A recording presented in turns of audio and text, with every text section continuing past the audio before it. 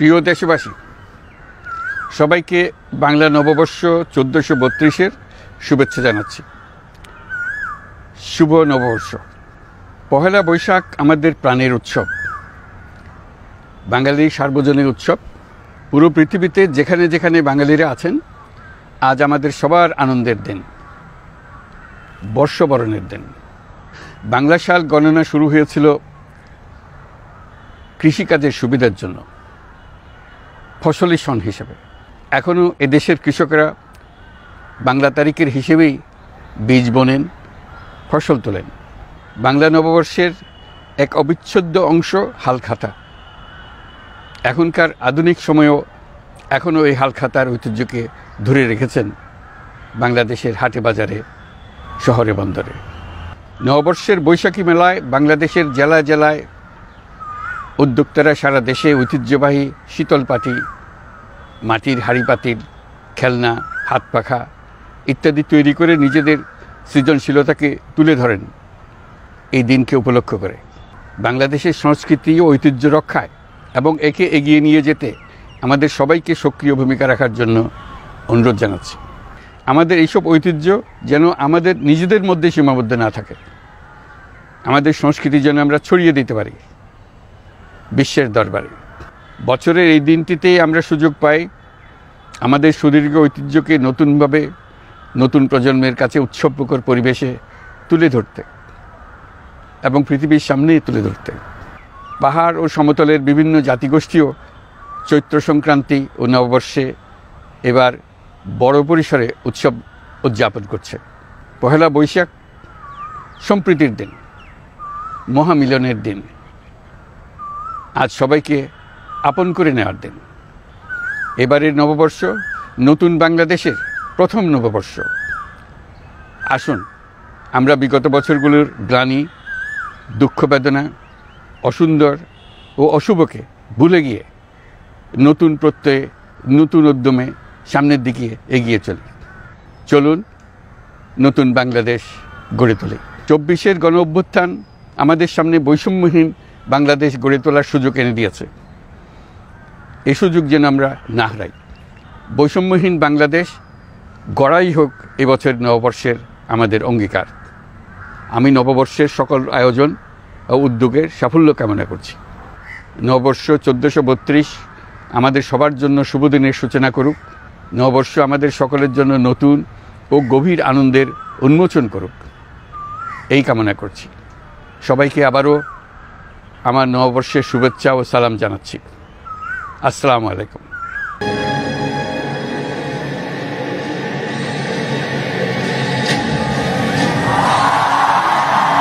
দর্শক, এই মুহূর্তে দেখছেন যে শান্তির প্রতীক পায়রা বের হয়ে আসছে এই বাংলাদেশের মর্যাদার প্রতীক জাতীয় সংসদ ভবনের সামনে থেকে। আমরা দেখছি যে শান্তির প্রতীক পায়রা, যেটি এতদিন স্বৈরাচারের শৃঙ্খলে বন্দী ছিল, সেটি ধীরে ধীরে বের হয়ে আসছে। এবং এই অভূতপূর্ব দৃশ্য দেখতে এখানে লক্ষ লক্ষ মানুষ সংসদ ভবনের সামনে কিন্তু হাজির হয়েছে এবং পুরো এই মানিক মে অ্যাভিনিউ সেটি কিন্তু এখানে দেখছে। এবং এই সংসদ ভবনের এই আকাশে লেখা হচ্ছে 36 জুলাই রিবার্থ, অর্থাৎ পুনর্জন্ম। এই পুনর্জন্ম হলো বাংলাদেশের পুনর্জন্ম। এই বর্ষবরণের দিনে পুরো বাঙালি জাতিকে বাংলাদেশের যে চীনা দূতাবাস সেটি উপহার দিয়েছে এই বাংলাদেশের পুনর্জন্মকে আবার এই বাংলাদেশের আকাশে ড্রোন দিয়ে প্রযুক্তির মাধ্যমে একে কিন্তু তারা দেখালো। আমরা দ্বিতীয় দৃশ্য দেখার অপেক্ষায় আছি।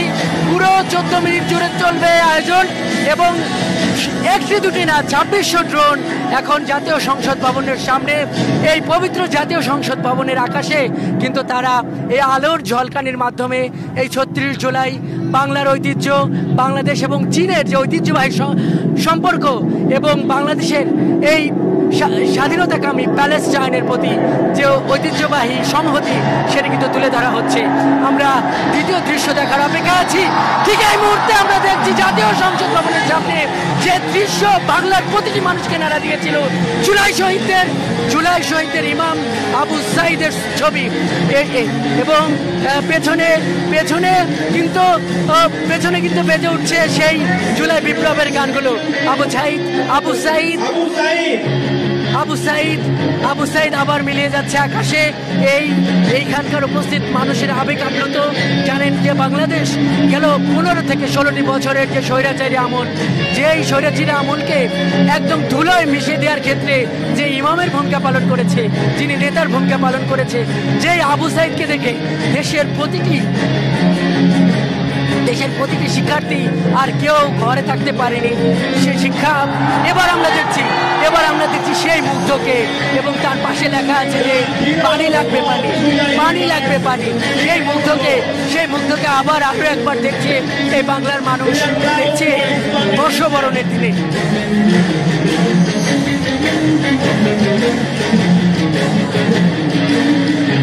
জুলাইয়ের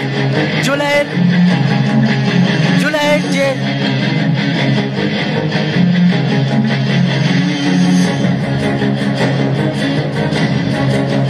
পেছনে জুলাইয়ের সুর পরিচালিত হচ্ছে, যে সুরগুলো, যে বিদ্রোহের কবি নজরুলের যে সুর প্রতিটি ছাত্র জনতার মনে আগুনের স্ফুলিঙ্গ তৈরি করেছিল, দ্রোহের আগুন জ্বলেছিল, সেই মিউজিক কিন্তু তৈরি হচ্ছে। আমরা এইমাত্র দেখলাম নারী জাগরণের প্রতীক। এই জুলাই আন্দোলনের নেতৃত্ব দিয়েছিল নারীরা। এখানে কিন্তু বেজে উঠছে আকাশের মতো বাধাহীন মরু সঞ্চার বেদুইন। এই এক অভূতপূর্ব দৃশ্যের সাক্ষী হচ্ছে এই জাতীয় সংসদ ভবন, এবং এর সাক্ষী হচ্ছে লক্ষ মানুষ। আজ এই বাংলাদেশ, এই জাতীয় সংসদ ভবন, এই মানিক মিয়া এভিনিউ নতুন এক ক্ষণের সেই আবার তার জুলাইয়ের একটা খণ্ড রচনা হচ্ছে। জুলাইয়ের যে ঐতিহাসিক চরিত্রগুলো মানুষকে একটি স্বাধীনতা এনেছিল, বাংলাদেশের পুনর্জন্ম ঘটিয়েছিল, সেই দৃশ্যগুলো আবার মানুষের সামনে কিন্তু এখানে আবার চিত্রিত হচ্ছে। এবং মানুষ কিন্তু যার পরনায় আপ্লুত, যার পরনায় মানুষ আবেগ আপ্লুত, এবং তারা এই আনন্দের দিনে তারা তাদের শহীদদের দেখে, যারা এই জুলাইকে সফল করার ক্ষেত্রে জীবন দান করেছে, যারা ভূমিকা রেখেছে, তাদের দেখে কিন্তু আবার আপ্লুত। এখন আমরা দেখতে পাচ্ছি সুজনকে, সেই রিক্সাওয়ালা সুজন, যেই সুজনের স্যালুট ছাত্র জনতাকে অনেক উৎসাহিত করেছিল, সেই সুজনকে এখন আমরা দেখছি। এবং এরপর আমরা কাকে দেখবো সেই দৃশ্যের জন্য কিন্তু আমরা অপেক্ষায় আছি। চীন বাংলাদেশের ঐতিহ্যবাহী বন্ধু, সেই চীন দূতাবাস, সেই চায়না দূতাবাস এই বাংলাদেশের জনগণের জন্য এই পয়লা বৈশাখের উপহার স্বরূপ এটি করেছে। জানিয়ে রাখি, চীনার অনেক একটা কলাকুশলী দল এখানে আছেন, এবং এই যে ড্রোনের যে আলোর খেলা, সেটিতে এখানে প্রায় 2600 ড্রোন আছে।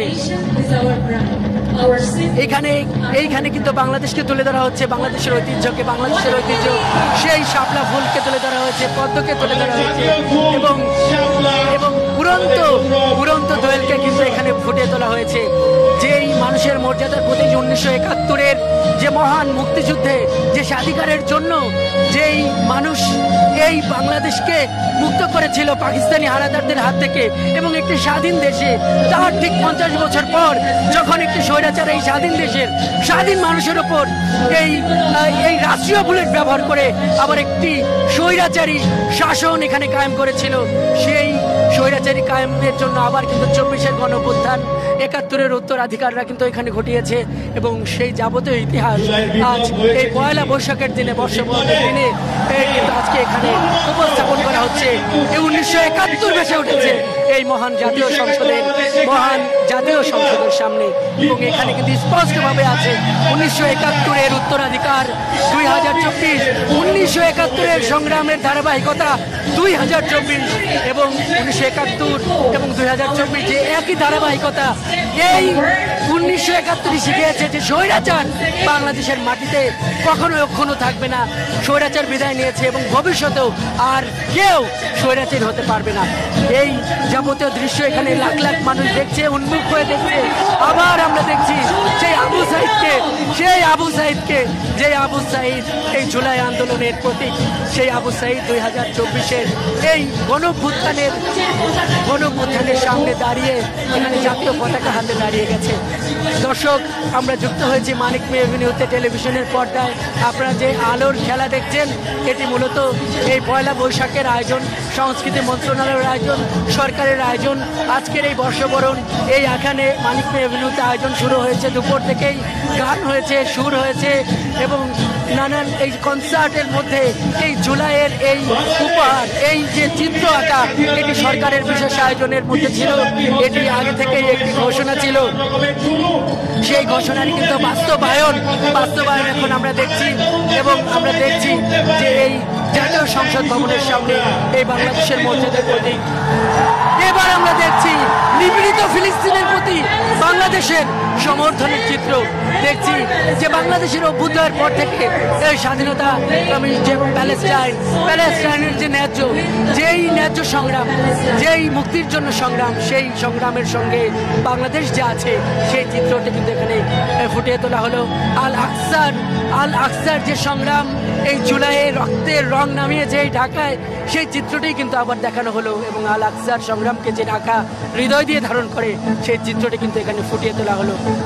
এবং আজকে এখন যেটি দেখানো হচ্ছে,